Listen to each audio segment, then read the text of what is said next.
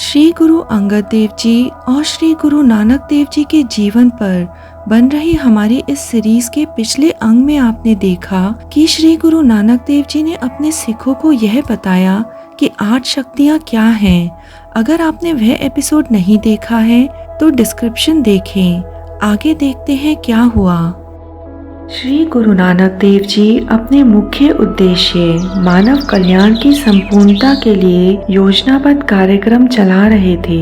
अब उनका उद्देश्य था कि उनके पश्चात अपना यह कार्य किसी योग्य, निष्ठावान, संपूर्ण समर्पित व्यक्ति के हाथों सौंपा जाए, जिससे लक्ष्य की प्राप्ति में समय के साथ साथ कोई बाधा उत्पन्न न हो। यदि कोई बाधा उत्पन्न होती है तो योग्य उत्तराधिकारी बुद्धि तथा धैर्य से उसका समाधान कर सिखों को मार्गदर्शन देने में सक्षम हो, जिससे यह प्रवाह निरंतर गतिशील होकर प्रगति के पथ पर अग्रसर रहे और लक्ष्य की प्राप्ति में चूक की संभावना उत्पन्न न हो। इसलिए गुरुजी ने इस कार्य के लिए अपने पुत्रों एवं सेवकों को कसौटी पर परखकर उचित निर्णय लेने का विचार बनाया। गुरुजी एक दिन अपने सेवकों एवं पुत्रों के साथ करतारपुर में विचरण कर रहे थे। उस समय गुरुजी के हाथ में एक सुंदर लोटा था। अकस्मात ही वह लोटा गुरुजी के हाथ से छूट गया और वह लुढ़कता हुआ दुर्गंध एवं गंदे कीचड़ से भरे एक गड्ढे में चला गया। गुरुजी वहीं रुक गए और अपने बड़े लड़के बाबा श्रीचंद जी को आदेश दिया, बेटा वह लोटा निकाल कर ले आओ। पिताजी का आदेश पाकर श्रीचंद जी दुविधा में फंस गए और विचार करने लगे। अतः उन्होंने उत्तर दिया, पिताजी आप भी कैसी बातें करते हैं। यह एक साधारण सा लोटा तो है, दूसरा आ जाएगा। उसके लिए मैं अपने वस्त्र खराब क्यों करूं? गुरुजी ने उसी क्षण छोटे बेटे बाबा लक्ष्मीदास को संकेत किया कि वह जाएं और लोटा निकाल लाएं। अब लक्ष्मीदास जी भी सोचने लगे कि बड़े भाई की बात तो ठीक ही है, इस लोटे के स्थान पर दूसरा लोटा आ जाएगा। उन्होंने भी तुरंत उत्तर दिया, पिताजी बड़े भैया ठीक ही तो कह रहे हैं, दूसरा लोटा आ जाएगा। दूसरा लोटा अभी आपको मंगवा देते हैं। इस उत्तर को सुनकर गुरुजी ने भाई बुड्ढा जी को आदेश दिया, बेटे लोटा निकाल लाओ। उन्होंने उत्तर दिया, गुरुदेव मैं किसी सफाई कर्मचारी को बुला कर लाता हूँ। इस पर गुरुजी ने भाई लहणा जी को संकेत किया। वह तुरंत गड्ढे में उतर गए और लोटा निकाल लाए और नदी के जल से स्वच्छ कर गुरुजी के समक्ष प्रस्तुत कर दिया। गुरुजी ने उन्हें हृदय से लगाया और सबको संबोधित होकर कहा, बात लोटे की नहीं थी, बात तो आज्ञा पालन की थी, जिसमें एक विशेष रहस्य छिपा पड़ा था कि समर्पित सिख को भविष्य में निम्न वर्ग के उद्धार के लिए उनकी गंदी बस्तियों में जाकर उन जैसा जीवन जीना पड़ सकता है। जो व्यक्ति स्वयं को श्रेष्ठ समझता है, यह कार्य उसके बस का है ही नहीं। श्री गुरु नानक देव जी की आयु जब 70 वर्ष के लगभग हुई तो उन्होंने अपने उत्तराधिकारी का चुनाव करने के लिए प्रयोजन से सभी सेवकों तथा पुत्रों की परीक्षा लेनी प्रारंभ कर दी। उन्होंने समय समय पर सेवकों एवं पुत्रों को कसौटी पर परखना शुरू कर दिया।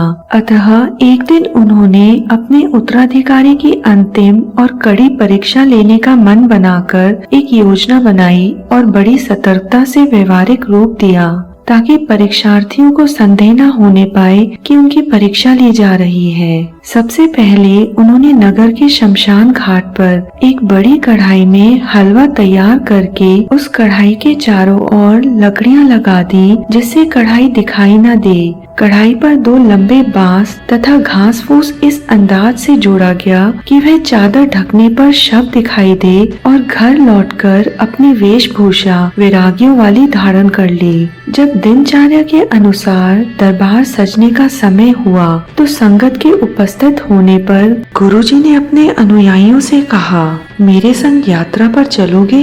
सभी भक्त खुशी से बोले, जी गुरुजी क्यों नहीं चलेंगे, जरूर चलेंगे हम आपके संग। हाँ हम आपके संग चलेंगे। थोड़ी देर चलने के पश्चात बादल गरजने लगे। कुछ भक्त यह सोचकर वापस चले गए कि भारी वर्षा होने वाली है। बाकी बचे भक्त गुरुजी के पीछे पीछे चलते रहे। थोड़ी देर के पश्चात संगत ने देखा कि रास्ते में तांबे के सिक्के पड़े हैं। उन्होंने सोचा, भाइयों ये तो गुरुजी का प्रसाद है, उठाओ और चलो अपने अपने घर। कुछ भक्त तांबे के सिक्के लेकर वापस चले गए और बाकी गुरुजी के पीछे पीछे चलते रहे। थोड़ी देर पश्चात रास्ते में चांदी के सिक्के पड़े थे।